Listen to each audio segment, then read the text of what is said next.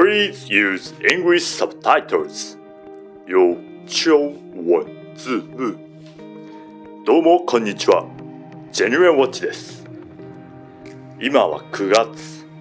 日本の季節は秋。服装も夏の半袖から秋用の長袖。いろいろな服を着ることができ、楽しい季節ですよね。そんな秋にぴったりの時計を今回紹介します。ちなみにセイコー US のホームページ上ではこの時計はありませんでした。なのでもしかしたら日本限定モデルかなと思います。価格もお手頃なのでお買い求めやすいかと思います。それでは楽しんでください。今回の時計はこちら。セイコーセレクション2020オータムリミテッドエディション限定800個の時計です。この時計の一番のチャームポイントをお伝えします。メタリックなブラウンのダイヤルの上にもみじがプリントされています。秋を感じさせるユニークなデザインだと思います。そしてこのオープンハート、中の機械が見えて面白いですよね。ピンクゴールドの秒針。この時計のムーブメントは 4R38 オートマティックです。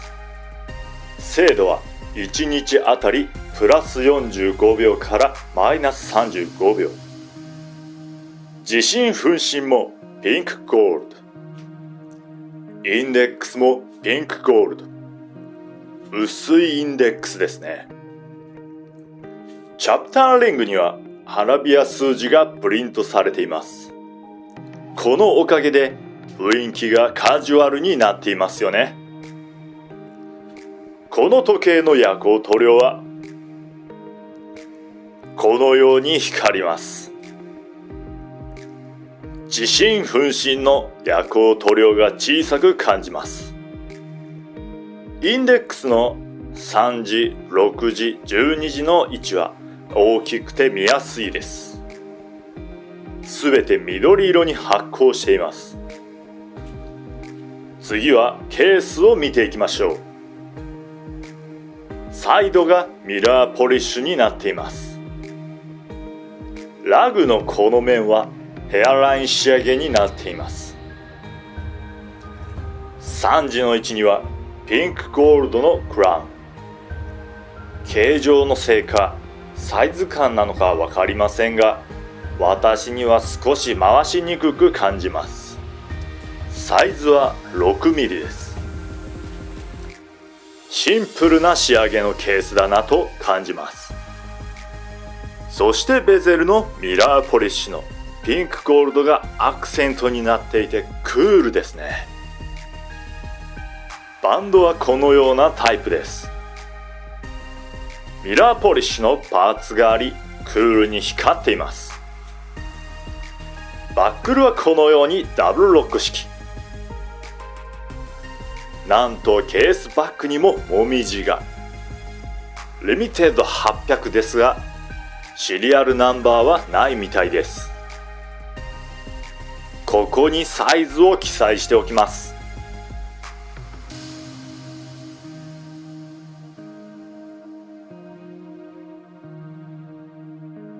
腕回り 170mm の私がつけるとこのような雰囲気です。不思議です。腕につけるまでこんなに薄いとは感じませんでした。シンプルなケースの形状が私に錯覚を与えていたみたいです。重さは 163g。